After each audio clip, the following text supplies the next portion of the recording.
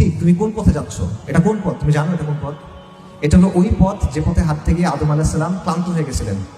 এটা ওই পথ যে পথে হাঁটতে গিয়ে নূহ আলাইহিস সালাম কান্না করে দিয়েছিলেন। এটা ওই পথ যে পথে হাঁটতে গিয়ে ইব্রাহিমকে আগুনে ছুঁড়ে ফেলা হয়েছিল। এটা ওই পথ যেখানে হাঁটতে গিয়ে ইসমাইলকে শোয়ানো হয়েছিল জবেহ করার জন্য।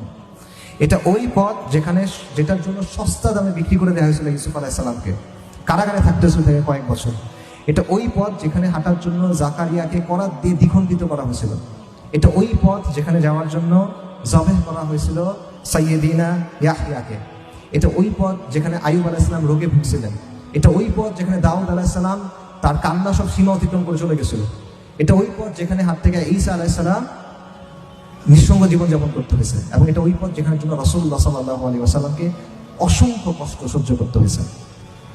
এটা ওই পথ। তো তুমি কোন পথে হাঁটতেছো? তুমি এখনো খেল তামাশার মধ্যে আছো। পথিক, তুমি কোন পথে যাচ্ছ?